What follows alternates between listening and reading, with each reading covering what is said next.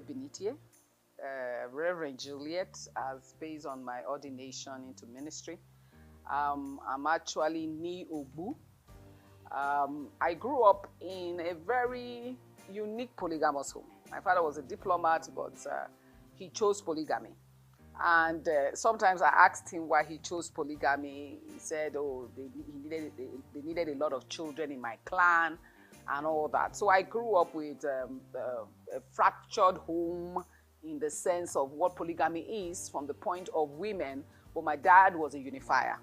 He believed that all of us were equal, male and female. So I think that was my beginning of my own freedom and liberty, that I had a dad who believed in me, believed in us as females. And I remember growing up when we were in school, my uncles would be telling my dad, why are you spending money on the girl child? After all, they're going to get married. And my father replied and said, let them be better wives. You know, in a very diplomatic matter, based on his training. And so I grew up with that level of understanding. Yet I didn't really have confidence because my mom is a Benin princess from the royal house of the Benin Kingdom. And she married my dad, not as the first wife, as one of the wives. I think I'm in the 11th child or something like that. We had more girls than boys, and later a lot of boys. And so my mom stayed, but she couldn't cope. She had her own issues. And I grew up with my dad. So I was taken away, and I grew up with my dad. So, and I didn't even see my mom till I was about 13 or so. I mean, anybody could have been my mom at that time. I didn't know who. But my dad loved me, though we had issues, rancors within the wives and within the children. And I grew up with a very low self-esteem, having my mom not being there, and I was told I was not beautiful. I was maligned, but I was intelligent. As a girl child, I was highly intelligent, an unusual intelligence at that time. I didn't see it as intelligence. I just thought it was normal. It's as I walked through life that I found out that I was actually quite intelligent, because I was always coming top three. And again, maybe because my mom wasn't around, I needed to prove my point or prove myself. I don't know. But I became a Christian early. I contacted Christianity as a born-again Christian as a teenager. I think for me that became the revolution. God became my revolution, because my dad was there and was not there. Being a diplomat and eventually being an executive in many organizations, chairman of John Holt, and doing a whole lot of things as a leader. Not just leader as a dad. He also had to also take responsibility for his community and his cousins, his relatives. In short, my father was playing God in the lives of many. So he wasn't really available as a dad, but he also did his duty of expressing how much he could express. But as a typical African, I don't think he could express as much as he should, and he should have taken some stance that he shouldn't have allowed, the things that were happening within the home. And so I grew up on one side with a low self-esteem. I didn't really understand that it was a low self-esteem, but it was, because as I grew older, I could understand that even when people tell me that I'm beautiful, I am fine, I'll look at them and say, this one wants to sleep with me. That's why he's expressing the fact. So, but I focused on my education. I focused on my Christianity. I made my silly mistakes as teenagers, but I was so focused. If there's anything that my life counts for, is that I was a focused child. I was not careless with my life. My siblings could not understand my seriousness. I was a very serious child. I did not, when I make mistakes, I chastise myself. I don't wait for people to chastise me. And I think I grew up with that. So I also had a philosophy of the fact that I didn't want to be dual. What you see is what you get. And I didn't want to be a hypocrite. If anything I hated as growing up as a child were backstabbers, backbiters, and hypocrites. And I had a lot of that within my family background. As a polygamous home, you expect that. Different wives, different camps, different children, and different ways. Everybody trying to take sides. But because I was the only child of my mom for my dad, I didn't take sides. So I also had that as a philosophy. I never take sides. I must hear from all parties. And people hate me for that. because they expect me to lean towards them because they have told me something about someone. And I said, no, let's call the someone up. And let's settle the matter. We're supposed to be Christians, so let's settle the matter. So people didn't really like coming to me to talk because they know I won't gossip. I don't slander. I tell you, if I don't have the assurance to tell you upfront, I will not say it. If I say it, I will say very subtly, but I cannot boldly just bring someone down. And that's part of my philosophy. I never do it. I confront issues, even now boldly, more boldly, because over the years, as I grew up in Christianity, I started leadership early. By the time I was in secondary school, I was already a leader in fellowship, and also more so I was head girl. Because of that focused girl child and also my intelligence, I was head girl. And double back into university, I joined a fellowship. I was also a leader. So my position in leadership has always been glaring. During my youth service, that's the most funny one. My youth service was in Katsina. The camp was in Katsina, but I served in Jos. And I was the only female platoon leader. I had 33 people under me. So, and I became platoon leader, again, this focused and serious woman and intelligent. So I got to camp on time. I am adverse to lateness to a certain degree. If I'm late, I take responsibility for being late and not to make excuses, because people use traffic to make excuses. Traffic has always been in Lagos. My father taught me that. My father was never late. So I grew up with that, never late. So if I'm late, I take responsibility. And so that focused girl child gave me that position to be the only female platoon leader at that time in 1991. And so I've been comfortable. So you can see people have to take permission from me to go to town. I'm in charge and all that. So I've been thrown into leadership early. And I had a challenge because I grew up now in a polygamous home. And we were in the village often. And my father was so concerned to ensure the cultural context of the hometown. My father is Idoma. My mother is Bini. I'm married to an Ishekiri, whose mother is Souq. So you can see that I'm a bona fide Nigerian. And also my father raised us up for citizenship. He believed that these were men in the 70s, 60s, and 70s who believed that the identification of a nation, your identity, was important. So nationalism was something that we're used to at home. As we were growing up, we had to read the newspaper every day. We had to listen to the 9 o'clock news. You know, those kind of strict ways of being conscious. Of course, some of my siblings didn't take it serious. But again, this serious girl child, everything her dad told her to do, she took it seriously. And so I grew up with that kind of mindset. But, you know, it was when I looked back, I knew how serious I was. But in the process, I thought it was normal. This is who I am. And so I grew up in that particular kind of background of not my father making us serious, though my father himself was serious. And I think somebody saw me and said, a female child that has her father's mannerism, not necessarily the integrity of the looks. I shared the looks between both of them, but mostly my mom. But in my character, I have a lot of my dad. So that helped me launch into leadership, because I had a question about women leading because of what I saw around me. The docility of womanhood, the oppression of women, and even the woman permission to be docile and lack of productivity questioned my heart. So as I was growing up, that questioning became the answer to what I do today in women leadership.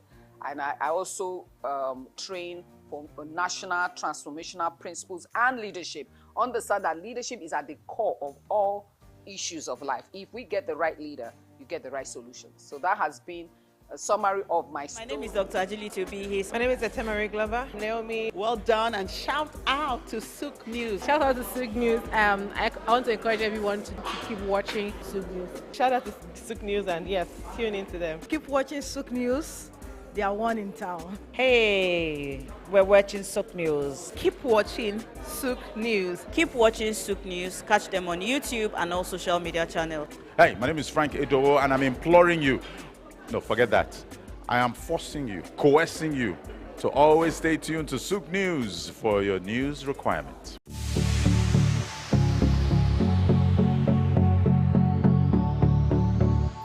Thank you for having me today at home. And yes, I'm happy to share with you my professional journey and also academic experience. Now, I started my academic journey after a brief professional career on the ship as a marine engineer. I also work in the port with Maersk Line,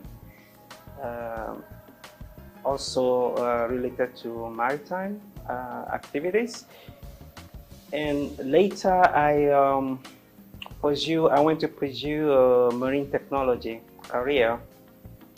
And marine technology is like it's very interesting course at that time. It's a mix of all field of maritime with 60% naval architecture, and the rest 40% are maritime transportation, marine science, science of the waves, and ship construction, and also maritime economics. So that's why it's called marine technology. It's a very interesting course. I went for a master's degree on that, and when I finished that, I was then hired by Malaysia Maritime Academy to teach as an expatriate lecturer. And after that, when I was teaching, and then I enrolled to do my PhD in marine technology with mechanical engineering, but with more focus on marine risk. So I become a marine risk expert. I work on how to de-risk marine system before they are built, when they are built, when they have to be operated, and at the end of their life, because the reason was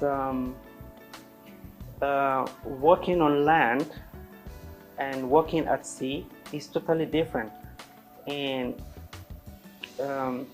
from time, only the nuclear industry, the airline industry, they normally work on risk across all the system chain or system process to at least remove all the risk or reduce it or control what they cannot remove. And later, the International Maritime Organization get aggressive about this as well.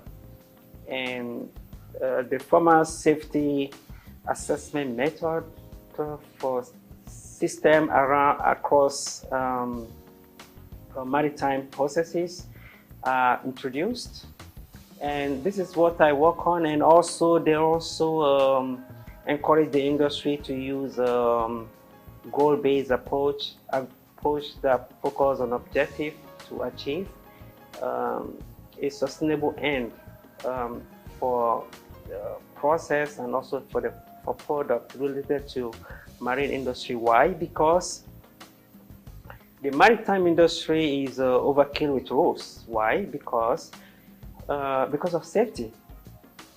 for many years, there are always like accidents, and they have imposed a lot of rules in a very reactive way.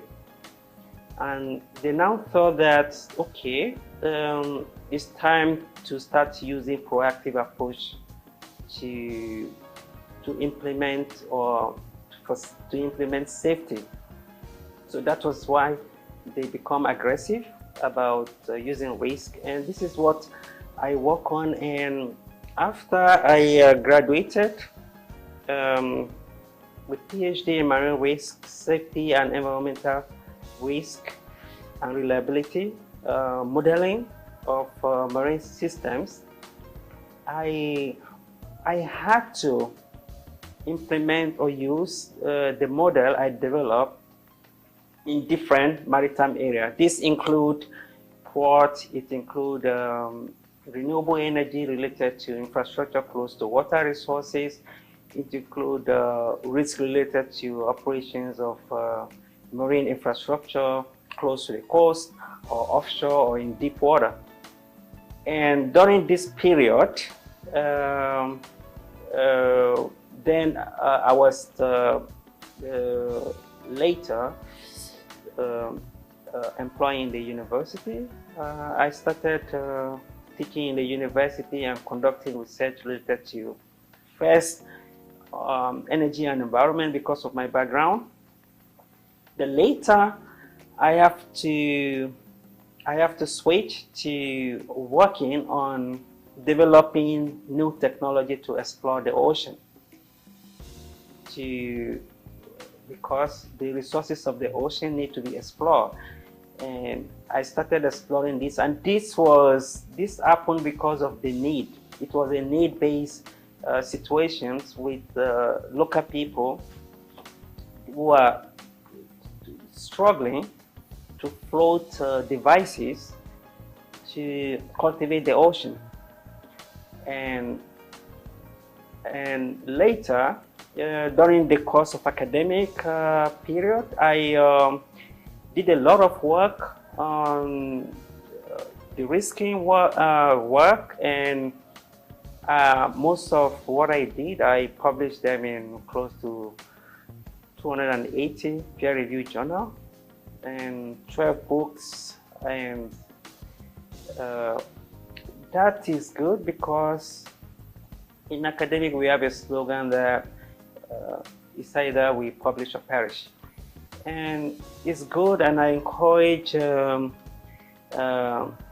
African to Nigerian to cultivate this approach of publishing their work, because this is a legacy they can leave for other people to also benefit from what they are working on, and to bring awareness, and also to always give them backing when times come to talk about what they have also spent their time with.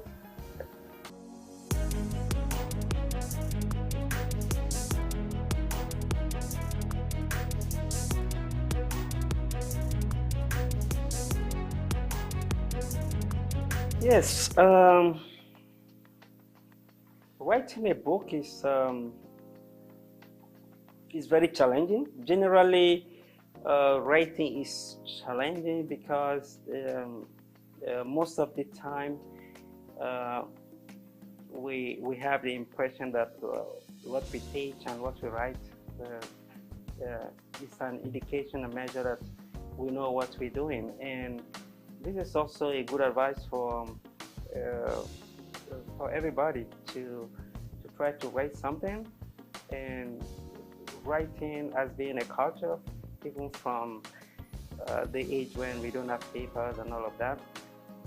Now, the first book was very challenging.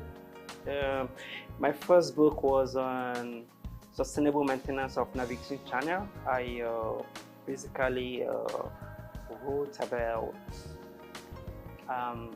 how to maintain the passage where ships are passing, and how to make them sustainable, not just dredging but also to take the marine life into consideration, the ecological life, because these are natural systems that allow us to live, and the book also emphasizes on the risk aspect for people working in this area to properly take holistic risk work that cover everything that surrounds this kind of operations. And for example,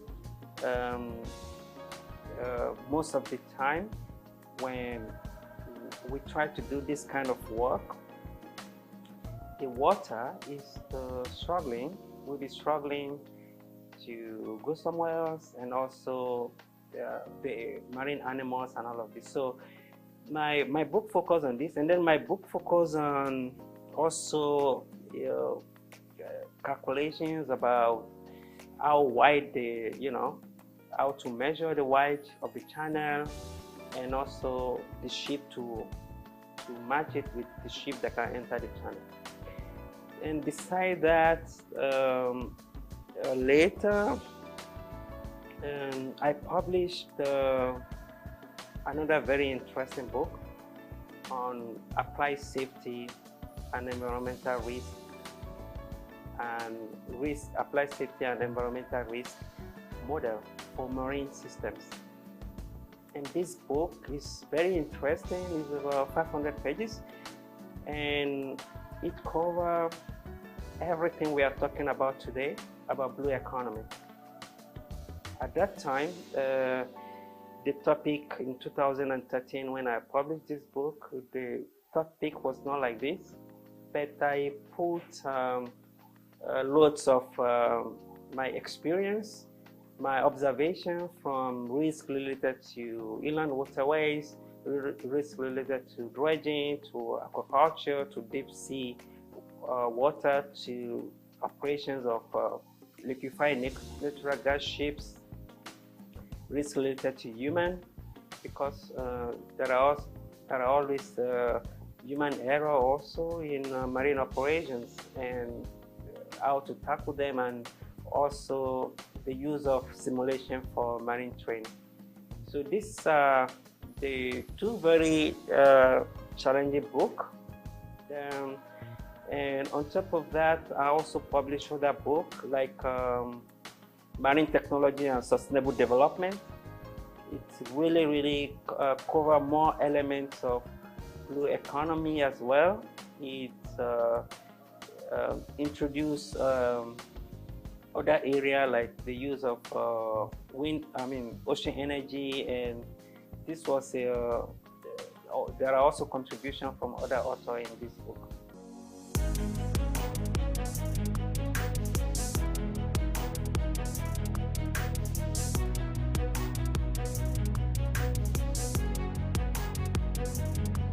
The blue economy word was first coined by Gunther Pauli. He's a Belgian.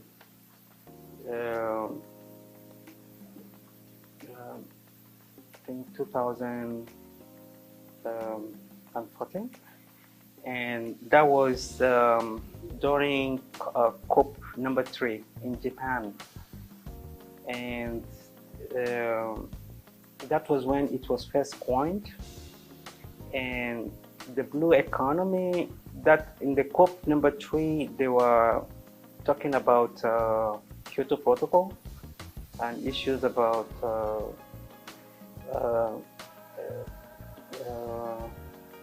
refrigeration, pollution, ozone layers, and all of that. But that was when it was first coined. But later along the road,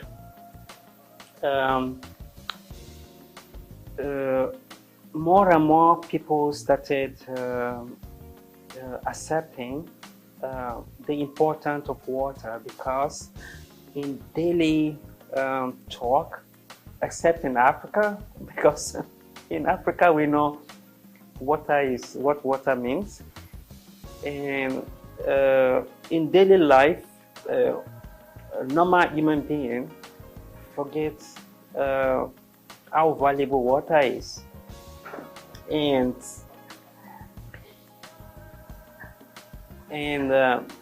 for many years, governments and also institutions, society never look much about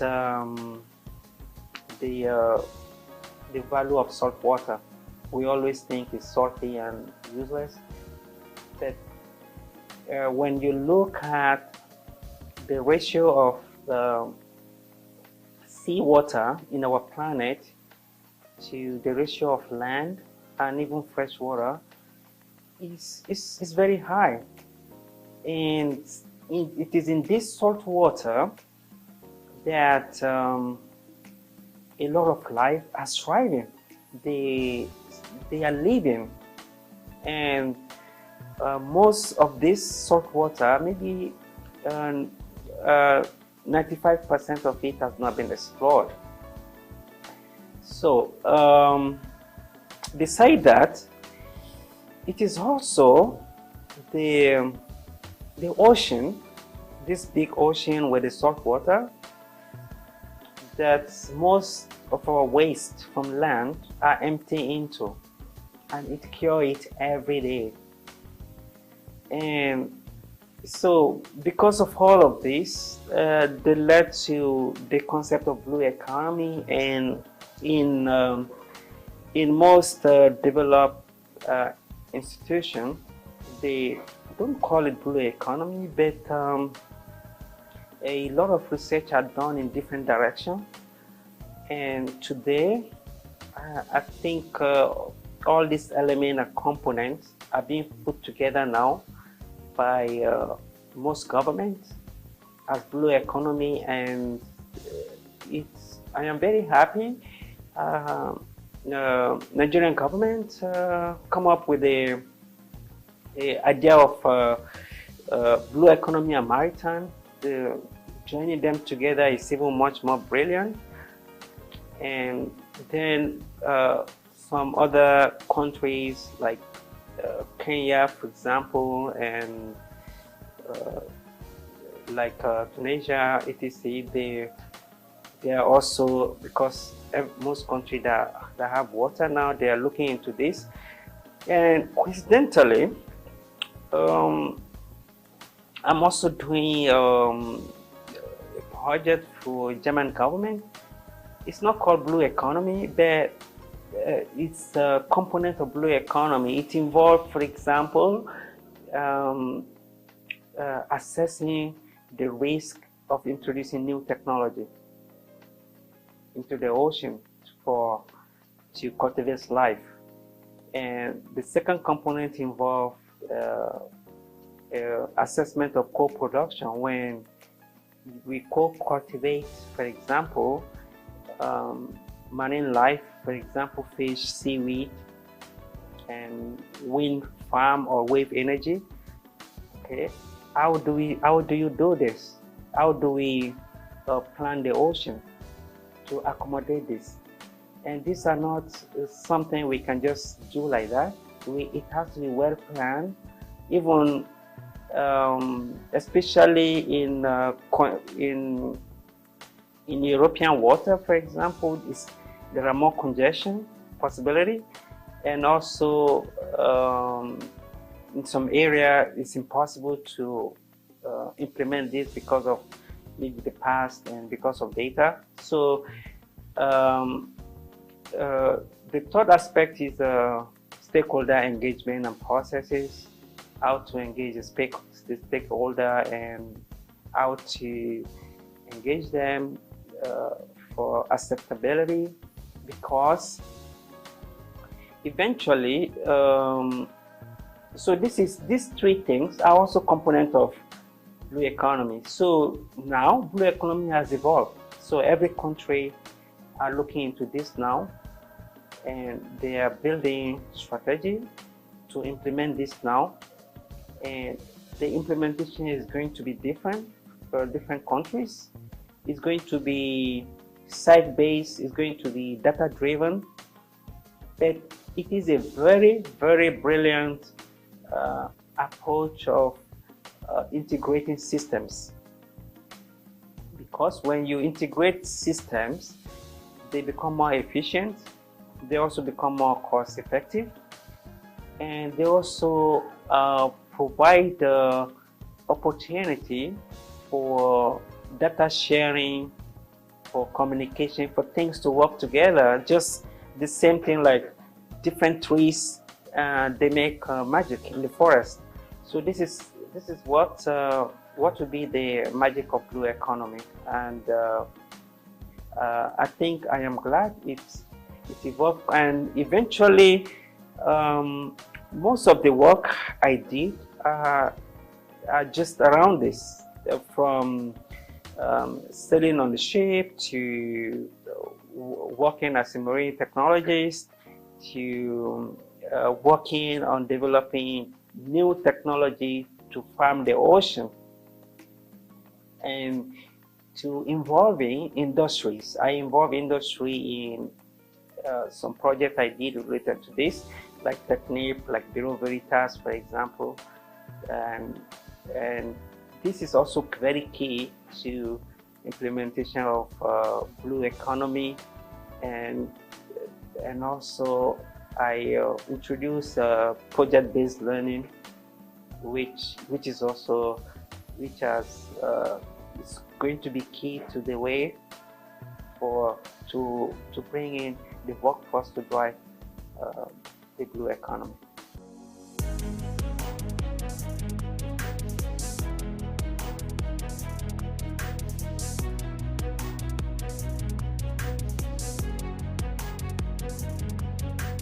Okay. Yeah, it's very interesting and move for Nigeria to come up with a system to combine maritime activities with blue economy, and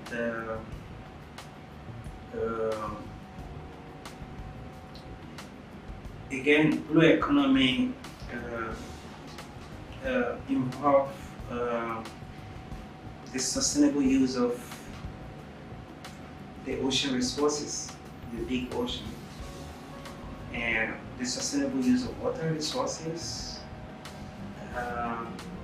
in a way that it benefits or it produces economic benefit, and it also produces ecological benefits.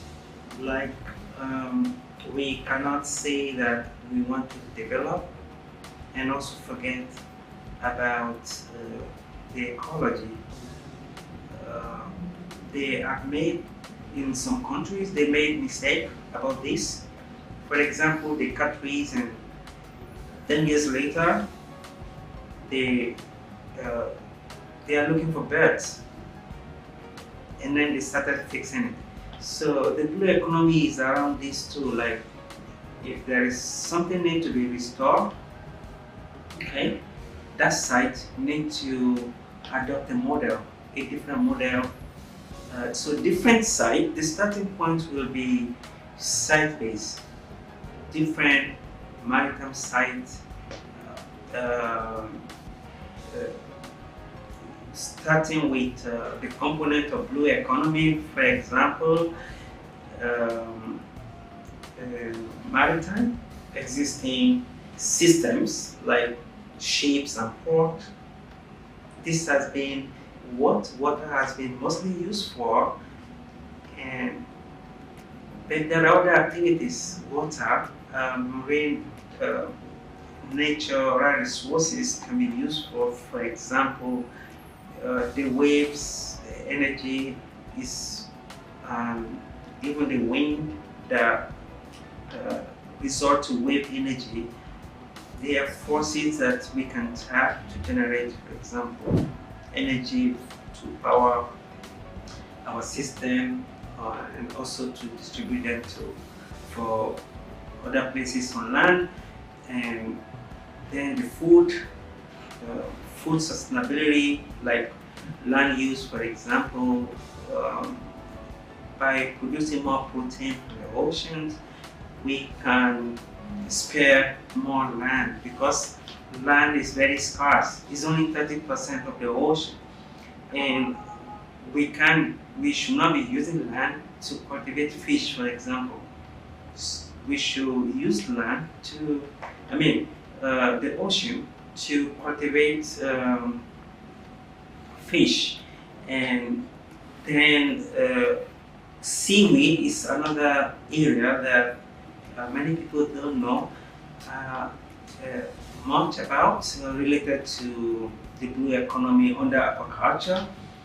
They are more or less called the hidden champion of the ocean in Europe because they can be used to produce food material, supplement, pharmaceutical, and a lot of other things we use land for. And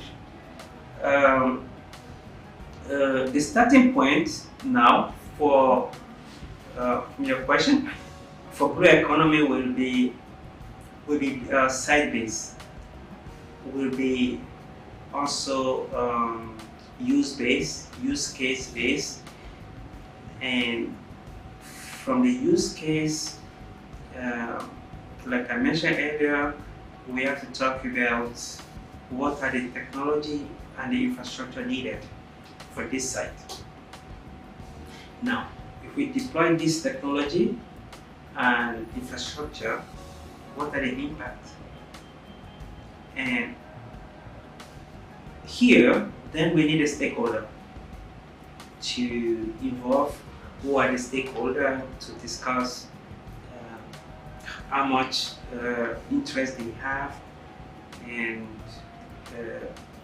to rank the power of their interest and all of this, and to make sure they have what they need to support the blue economy, because this, especially the stakeholder part, is very important, and involving the community in blue economy is also very important because eventually they will be the one to provide a protection that is needed. Why did I say this? Because working on land is totally different from working in the sea. So the starting point will be site dependent. For example, site and infrastructure dependent.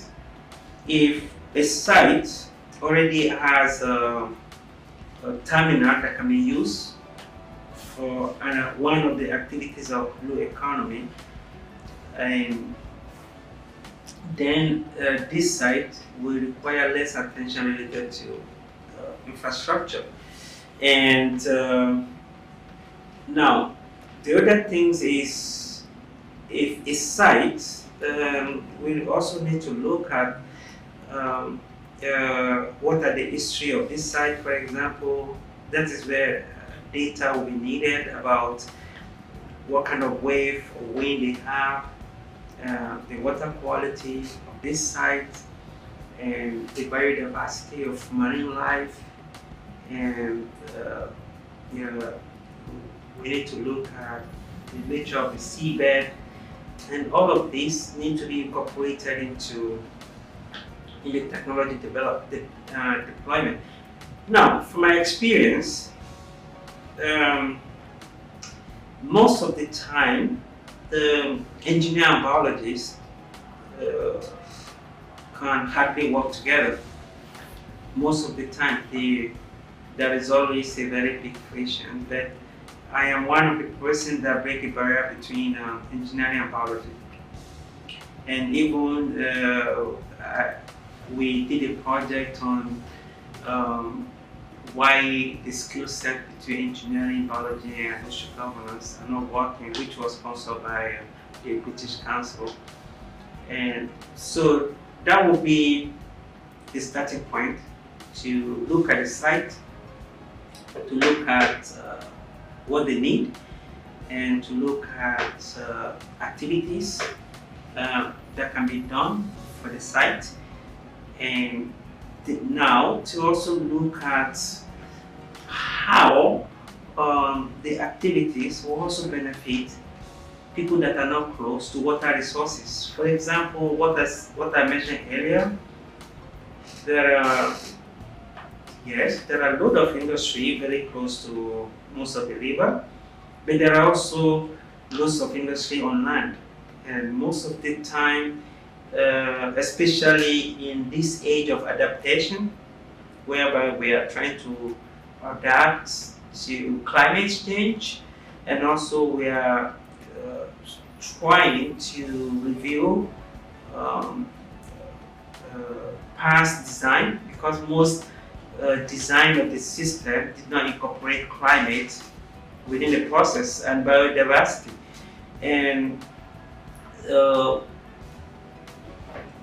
this, for example, the effect and also the use of natural resources that will benefit the industry in terms of bio-based material from the ocean need to also be looked at. We need a blue economy.